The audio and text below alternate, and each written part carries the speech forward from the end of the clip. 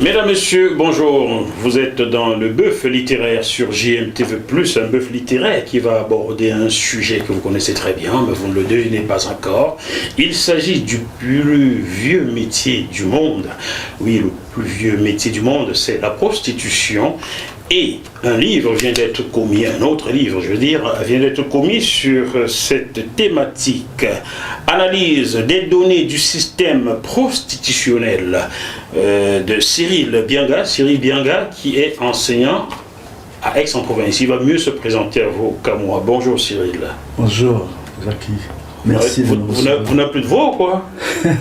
Bien sûr que j'ai la voix. Merci de me recevoir chez toi. Ben, c'est avec grand plaisir. Quand on fait du bon travail, on doit être reçu sur JMTV+. Merci.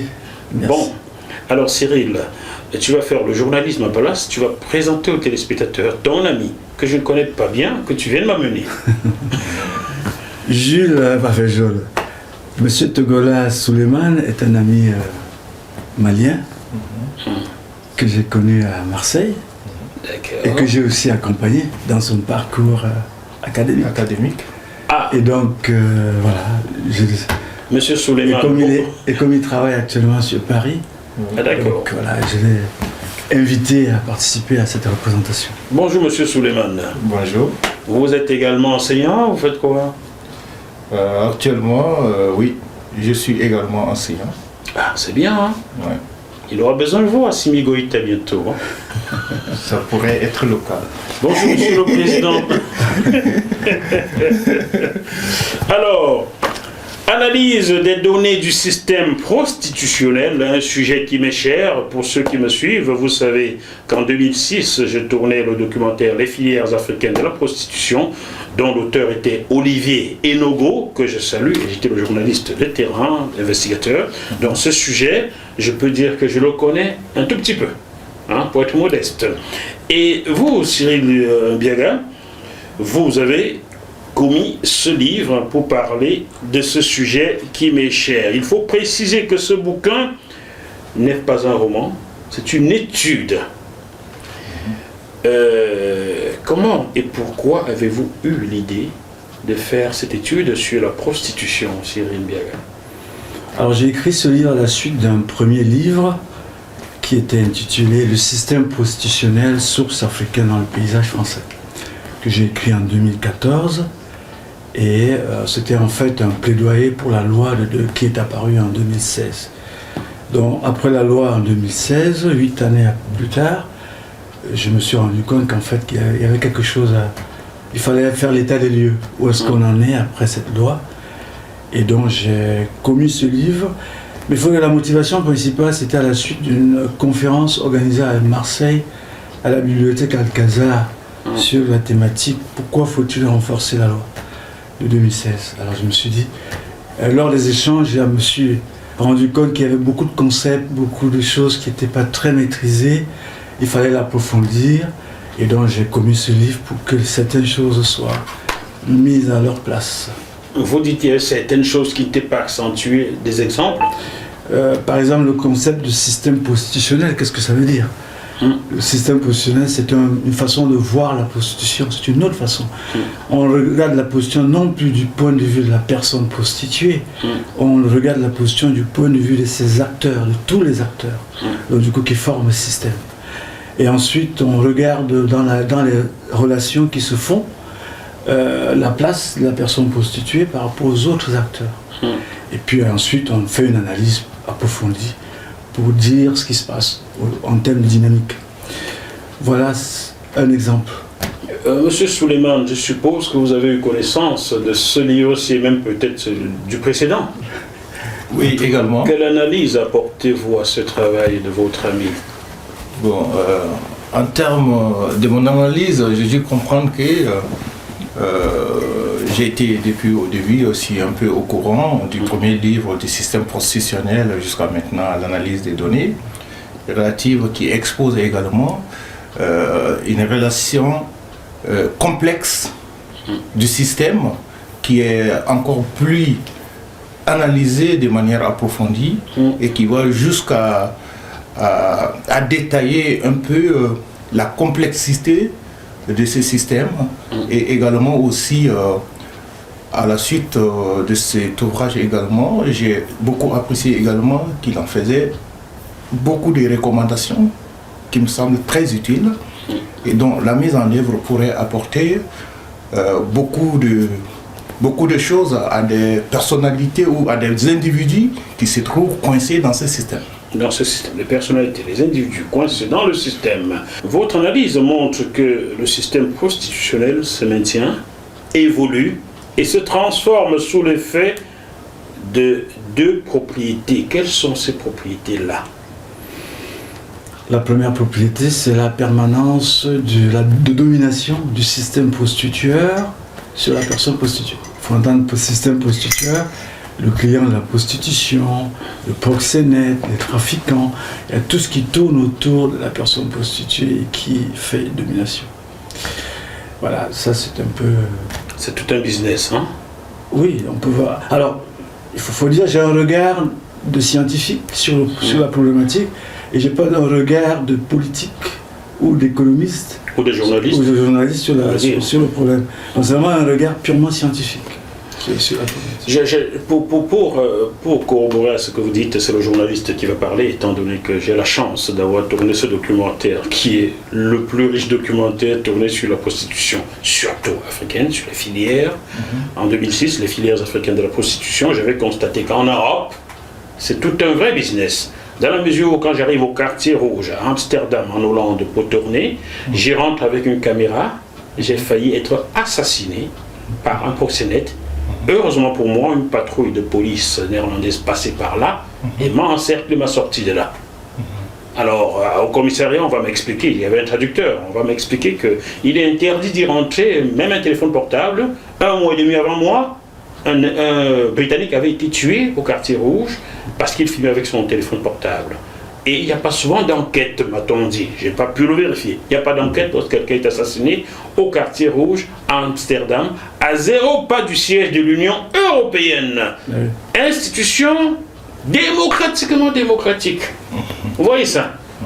Comment comprendre cela, M. Souleymane, qu'au cœur de l'Union européenne, lorsque quelqu'un qui travaille qui tourne, qui investigue sur la prostitution, est assassiné, ben, tout le monde ferme les yeux comme s'il ne s'était rien passé?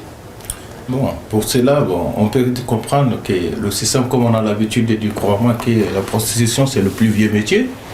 Donc, partant de cela, on va comprendre qu'il y a beaucoup de systèmes qui s'associent à un système vieux, donc, qui ne fait que toujours simplifier le fonctionnement du système, bon, tout en essayant, lorsque vous êtes un élément exogène qui pourrait peut-être nuire au bon fonctionnement du système, vous êtes peut-être vu comme un danger. Un danger.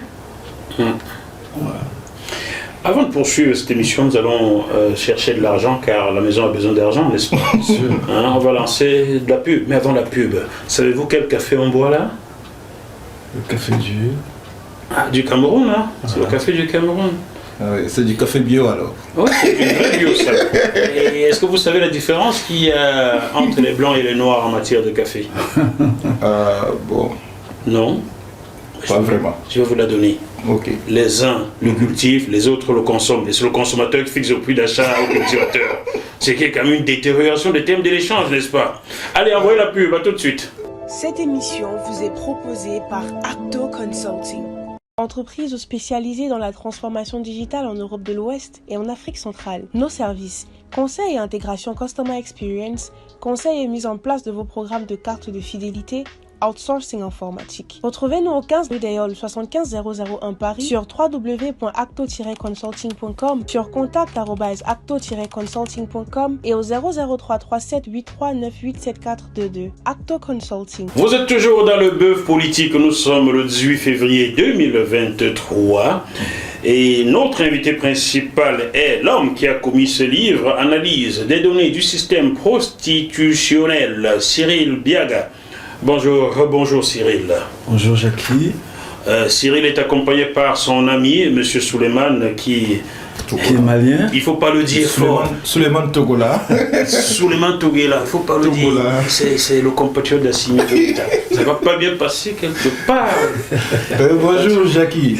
Bonjour M. Togola Souleymane.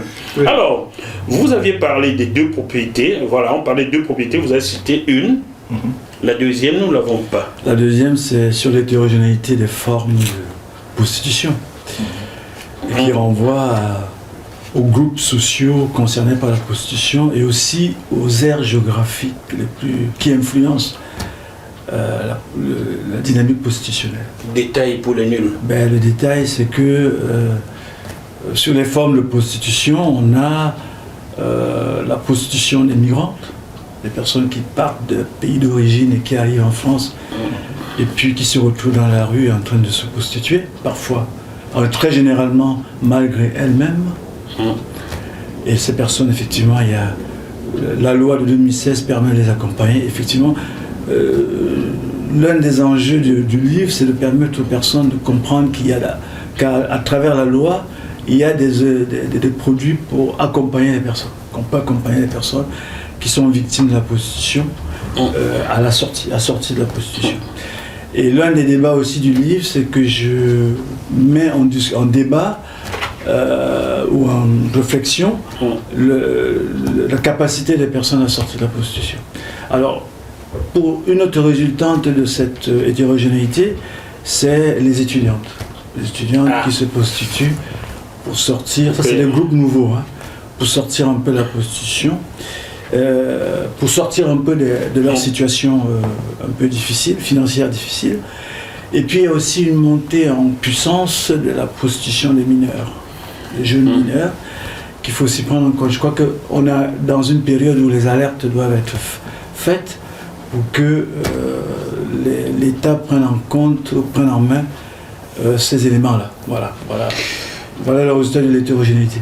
Je vais saluer avec votre permission l'action que la préfecture des Hauts-de-Seine, mon département, mène en ce moment, tout en ignorant que le journaliste qui a tourné le premier vrai documentaire sur les filières africaines de la prostitution est Jackie Moifo et vit dans les Hauts-de-Seine. Personne à la préfecture ne m'a contacté pour cela. Mais je salue quand même les actions que vous menez en ce moment pour sortir un maximum de jeunes personnes de cette prostitution. Cyril Diaga, vous écrivez à la page 140 évaluation du parcours de sortie de prostitution sur le plan individuel et général. Je vais lire ces deux paragraphes.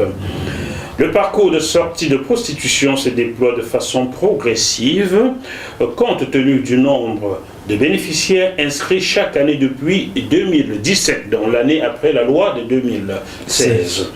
On observe toutefois de grands écarts entre le nombre de personnes suivies par les associations dans le dispositif, le nombre de dossiers déposés et le nombre de demandes autorisées. Ces écarts traduisent la complexité de la mise en place du dispositif, tant sur le plan du montage des dossiers que de celui de la formation des travailleurs sociaux en charge de ceux-ci. Cela signifie que cette loi a du mal à s'implémenter.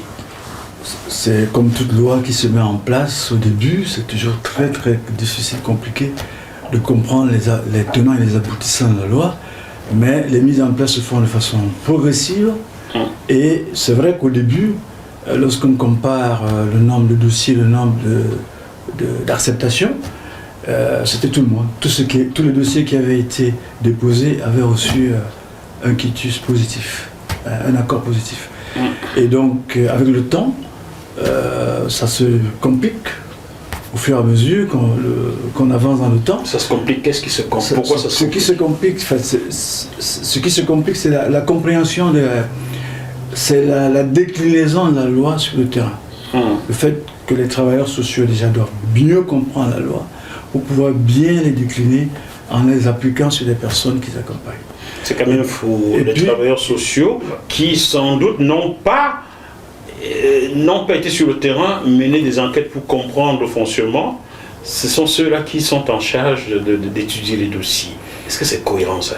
Non, les travailleurs sociaux n'ont pas étudié les dossiers. Ils vont accompagner les personnes sur le plan social global pour constituer le dossier qu'on va déposer en commission en préfecture, pour permettre aux personnes d'avoir un accord du préfet, parce qu'une fois qu'on a l'accord, eh bien, vous êtes accompagné sur le dispositif, sur le plan légal, par rapport à la loi. Par rapport à la loi. Voilà. Cyril Biaga, vous êtes enseignant à l'université d'Aix-en-Provence. Qu'est-ce que j'ai lu là? Aix-Marseille. À Aix-Marseille. Voilà. Voilà, je vais lire sa biographie, hein, Cyril Biaga. Cyril Biaga est docteur en biomathématiques, enseignant Aix-Marseille et auteur d'articles et d'ouvrages scientifiques sur les phénomènes perçus complexes. Vous êtes également administrateur à l'amicale du NID. NID. Le nid, comme un nid. Comme un nid. Ah, donc j'ai cru que c'était une association avec des abréviations. D'accord. L'amicale du nid et assure la présidence du comité territorial de Marseille. Voilà. J'ai livré un peu la quintessence de ce que je suis. De ce que vous êtes. D'accord. Vous êtes donc enseignant à Aix-en-Provence, qui est donc à côté de Marseille. Ouais. On sait qu'il y a un fort contingent de la prostitution africaine Partout. à Marseille. Partout. Je dis bien, je précise bien à Marseille. Et les proxénètes sont régulièrement de grands pasteurs venus d'un grand pays d'Afrique à Aix-en-Provence. Cela se sait. Enfin, c'est pas Aix-en-Provence. Bon. Tu veux dire à Nice? Dans la région, dans cette région-là. On va dire ça comme ça. Dans le sud. Dans le sud. Est-ce que vous vous êtes appuyé sur ce contingent-là pour faire votre étude? Non. Les données, oui. Les données. Sur les données, oui, puisque je traite des données. Mais aller m'appuyer sur, sur les expériences des groupes sociaux sur place, non. J'ai des données qui renvoient à la compréhension du phénomène. Voilà, c'est ça que je fais. Je me suis attelé à l'étude des données. Effectivement, ce que tu dis est vrai, c'est qu'il y a une forte population nigériane. On va stigmatiser personne. Bon, on peut le dire. On ne stigmatise pas, on peut le dire. Hein. On le sait de Paris, mais on fait comme s'il n'y avait rien. Non, on ne fait pas comme s'il n'y avait rien. Je pense qu'il y a, c'est très connu, hein. C'est publié, c'est partout. On pourrait aussi l'éradiquer, mais il ne faut pas fâcher cette communauté-là. On fait le business avec le... Voilà. Et d'ailleurs, c'est très intéressant parce que j'ai pris un exemple, l'histoire du Joy, que je raconte dans le livre. Oui. C'est pas un hasard si j'ai su aller chercher là. Bon. C'est une belle histoire qui... Bon, quand on l'étudie, on voit déjà comment on accompagne la complexité du système prostitutionnel, on voit les contraintes auxquelles sont soumises les personnes, et puis on voit le désir d'émancipation de ces personnes, et puis on est en face là des problématiques d'accompagnement qui sont posées. Et du coup, on réalise que l'accompagnement n'est pas quelque chose de facile, puisqu'on a en face de soi des personnes qui sont d'origine diverses, et parmi ces personnes d'origine diverses, il y a des cultures qui ne sont pas suffisamment maîtrisées. En l'occurrence, les personnes originaires d'Afrique, où les cultures sont, j'allais dire, très contingentes.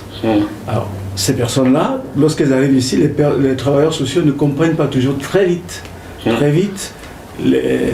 ce qu'il faut saisir, quoi. Ces travailleurs sociaux-là, ce qu'il faut saisir. Ils solliciteraient des journalistes comme Jackie Moufou qui ont bossé là-dessus, ils comprendraient très vite. Voilà. Donc, vous voyez, l'histoire de Joy montre bien qu'elle quitte son village, elle traverse toutes les difficultés de Libye, elle prend le bateau, l'embarcation, elle arrive en Italie, elle remonte jusqu'à Naples, et puis elle se retrouve en fait en face d'une réalité, celle de la prostitution. Elle découvre la prostitution. Elle arrive à fuir cette famille d'accueil. Elle descend jusqu'à Rome. Ensuite, elle rencontre la police. Sa première réaction, c'est d'aller vers la police. Vous voyez, là, il y a un désir d'émancipation. Je veux sortir de la prostitution. C'est extraordinaire. Alors qu'on a souvent des idées reçues selon laquelle les personnes venues d'Afrique veulent faire ça. C'est pas vrai. Ah non, c'est pas vrai. C'est pas vrai du tout. C'est archi faux. Elles sont comme toutes les autres. Il faut toujours diaboliser l'Africain, quoi. Donc, Mais c'est matière première. elle n'a pas choisi cela, cela lui tombe sur la tête, elle tout de suite appelle la police, c'est une association. Et l'association va l'accompagner. Je crois que je me suis arrêté là sur l'histoire. Et je suis parti de là pour construire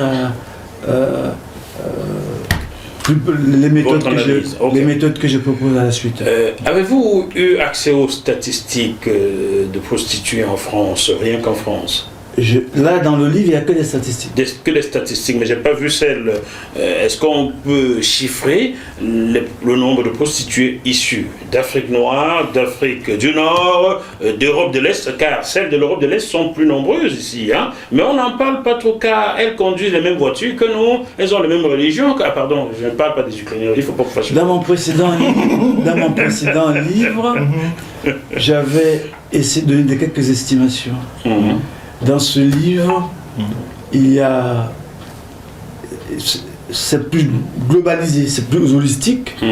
Et je n'ai pas voulu aller dans les catégories. Mais par contre, on se rend bien compte que la migration apporte son lot. Le principal lot des personnes prostituées est issu des migrations.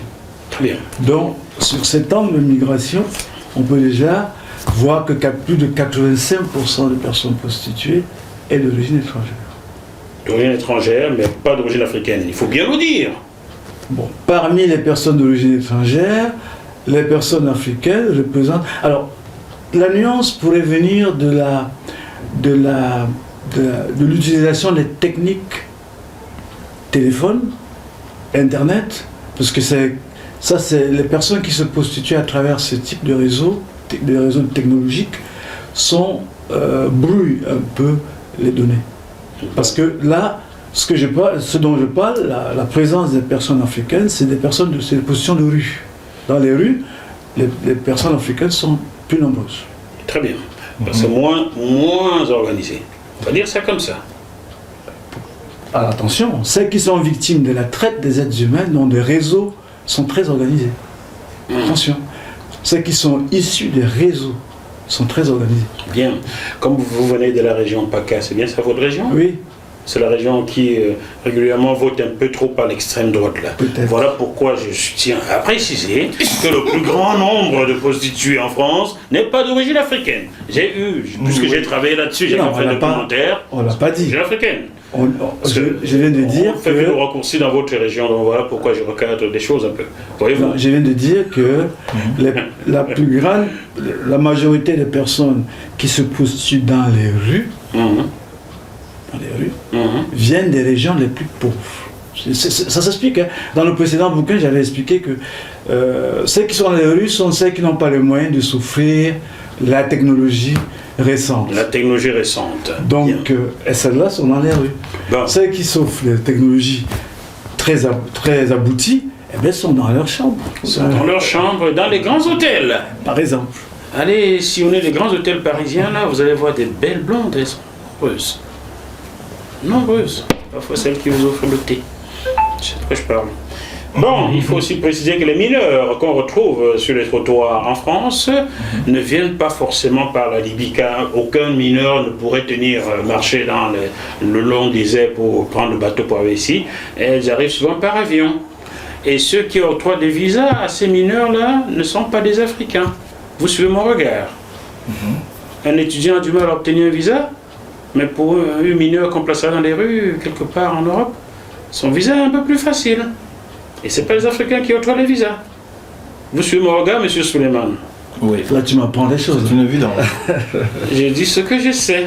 Oui, parce que ce que vous dites, moi, je trouve que c'est tout à fait évident. Ils vont pas aimer ça quelque part au bord du fleuve à Paris. Hein. C'est une vérité. Ça, c'est sûr. Vous savez. Oui, monsieur. Non, je disais que si on regarde l'évolution depuis 20 ans, on se rend bien compte qu'on est quand même passé de 20 000 à 30 000 personnes prostituées. On est actuellement entre 40 000 et 50 000 personnes. Pardonnez-moi de revenir sur ce documentaire, car c'est une référence et le livre, voilà. Malgré ce documentaire qui a dénoncé qui nous a valu d'être proche de la tombe. Les choses n'ont pas beaucoup évolué, car le chiffre a plus que doublé en 17 ans. Oui, le chiffre s'est multiplié, oui, bien sûr. J'ai travaillé pour rien. Donc, non, tu n'as pas travaillé pour rien. Il faut voir sur quel bout on prend le phénomène. Le problème, le phénomène est inquiétant. Il faut en parler, il faut prendre sur les bons bouts, puis s'intéresser aux groupes qui émergent. Voilà. L'utopisme. Ah, ça, c'est un point que j'ai abordé dans le débat de fin de livre. Ouais. J'ai essayé de conjecturer sur le fait que une société sans prostitution pourrait être l'idéal, et que dans cet idéal, c'est ça que j'appelle l'utopisme, dans cet idéal de zéro prostitution, on met en regard la réalité prostitutionnelle telle qu'elle est, en disant, bon, est-ce que à partir de cette réalité, on est capable d'atteindre cet idéal-là? Mais là, est-ce que la loi permet de pousser jusqu'à arriver à cet idéal? Monsieur Suleiman, c'est quoi la prostitution pour vous, étymologiquement parlant? Bon, à mon avis, la prostitution, ça peut avoir diverses définitions, mais une grande partie de la population de leur vie quotidienne se prostitue sans se rendre compte. Merci. Ah, vous tapez plein dans le mille, parce que lorsqu'on donne son corps, ou on donne ses idées en attente, en échange de quelque chose, c'est déjà de la prostitution, Cyril Biaga. Oui, bien sûr. Comment éradiquer cela?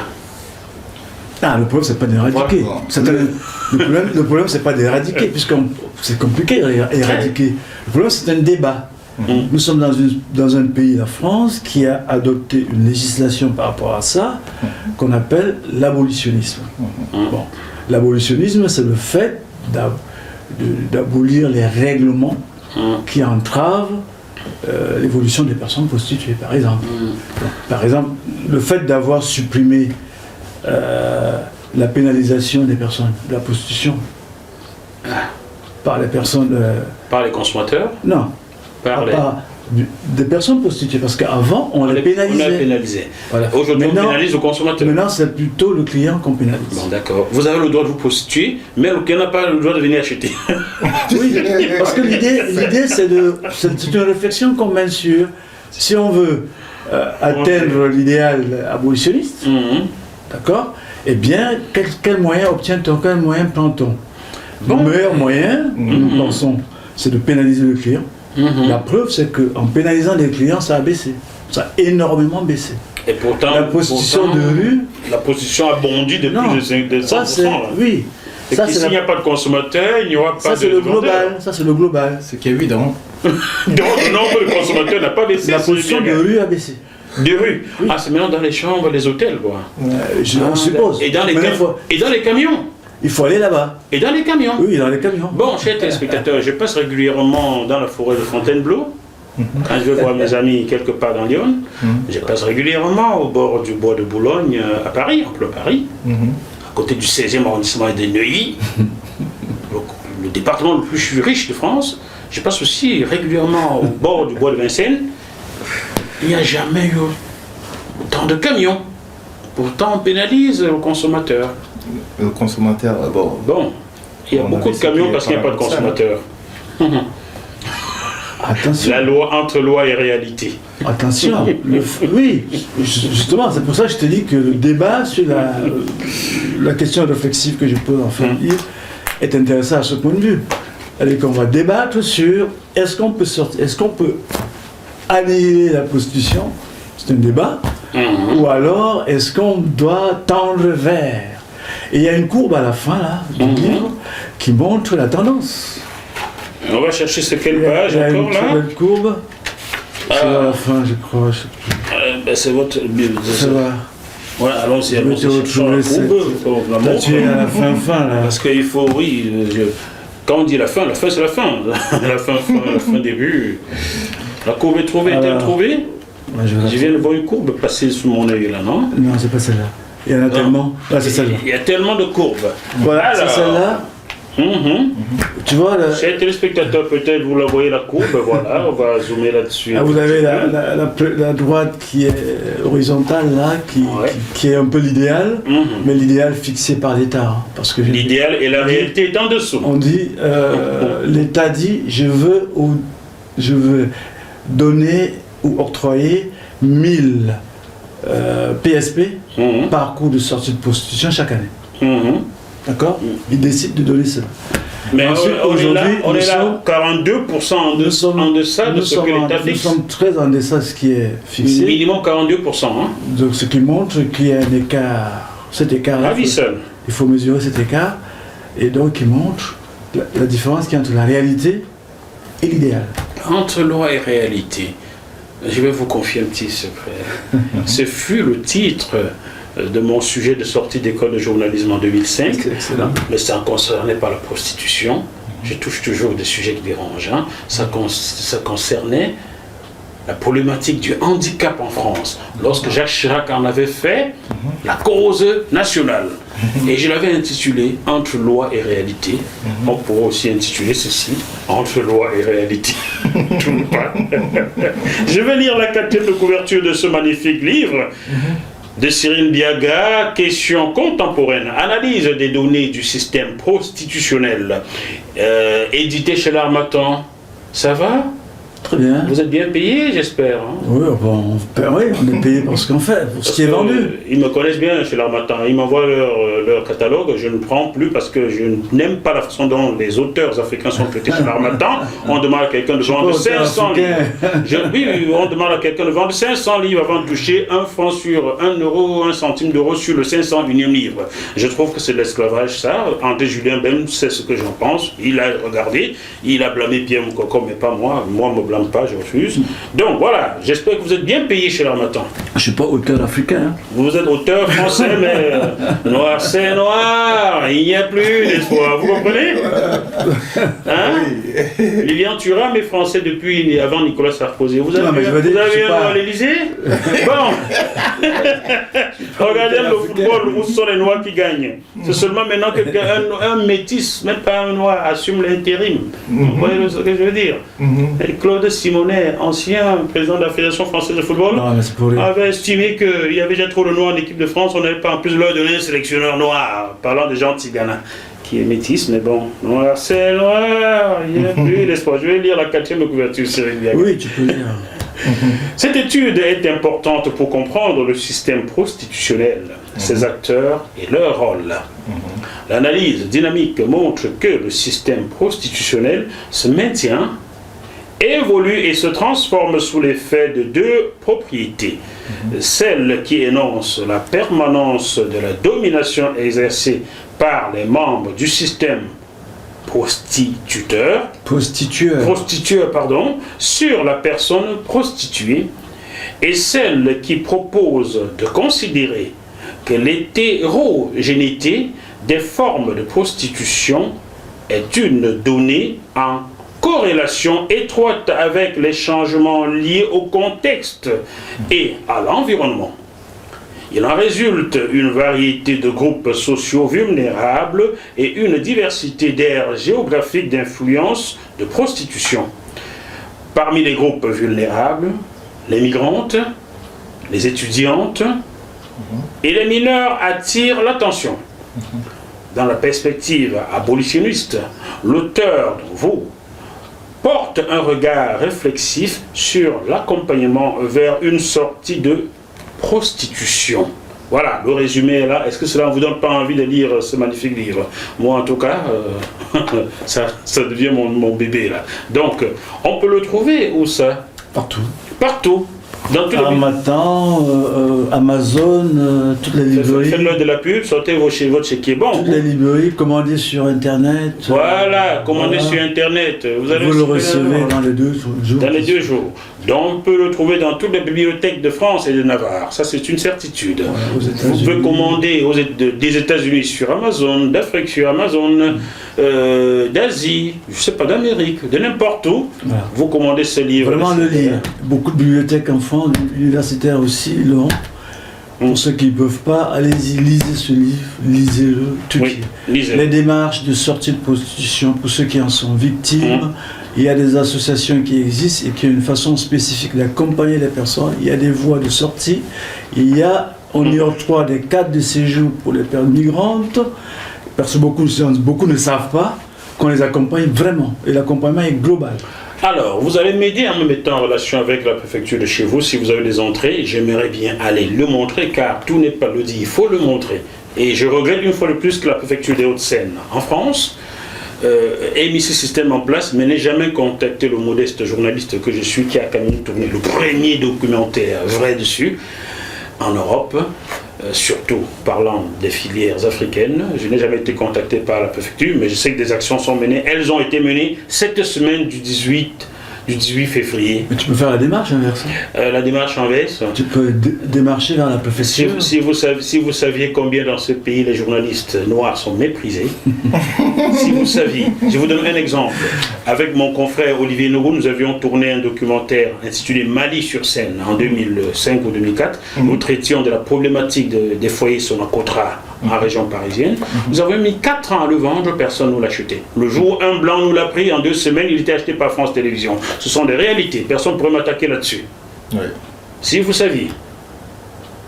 Bon, s'il y a un dernier mot avant qu'on ne pousse sur ce livre, Analyse des données du système prostitutionnel, un dernier petit mot. Alors, peut-être que j'aurais aimé parler un peu de la géographie de la prostitution. Allez-y. Qui est au chapitre, je ne sais plus lequel, au chapitre 5, je crois. Chapitre 5. Et on y voit une spatialisation des manifestations de la prostitution en France. Il y a quelques territoires qui attirent l'attention, notamment autour de Lyon, autour de Marseille et autour de Toulouse, Nantes, autour de Lyon, et Bordeaux. Voilà, autour de Lyon, parce c'est à la confluence de la Suisse, voilà, la France et toutes les retraités l'Italie. de Suisse sortis à Lyon. L'Italie. Et ouvrent des restaurants. Et aussi, oui, bon. Voilà, c'est intéressant de voir ces faciès. Ouais, ils vont pas mimer à Lyon. Ces faciès de la prostitution, comment elles changent de visage selon les lieux, etc. Ouais. Voilà. Bon. Merci quand même beaucoup de m'avoir invité à cette présentation de nouveau livre, pour lequel je suis quand même satisfait, fier du contenu. Vous pouvez l'être. Merci. C'est un bon livre et qui est facile à lire. Voilà, moins de 200 pages, qui ne coûte pas cher. 21 €. J'ai fait l'effort de le rendre vraiment le rendre accessible. Vous avez démocratisé les maths. démocratisé votre livre. Chers téléspectateurs du Bœuf littéraire, j'espère que cette tranche d'information sur ce beau livre, question contemporaine, analyse des données du système prostitutionnel, vous a plu. On se retrouve sur ce même plateau avec un autre invité dans quelques jours. D'ici là, malgré la situation très compliquée, gardons quand même la banane. À bientôt. Bye bye. Merci. Au revoir. Cette émission vous a été proposée par Acto Consulting, entreprise spécialisée dans la transformation digitale en Europe de l'Ouest et en Afrique centrale. Nos services, conseil et intégration Customer Experience, conseil et mise en place de vos programmes de carte de fidélité, outsourcing informatique. Retrouvez-nous au 15 rue d'Aïol 75001 Paris, sur www.acto-consulting.com, sur contact@acto-consulting.com et au 00337 83 987422. Acto Consult.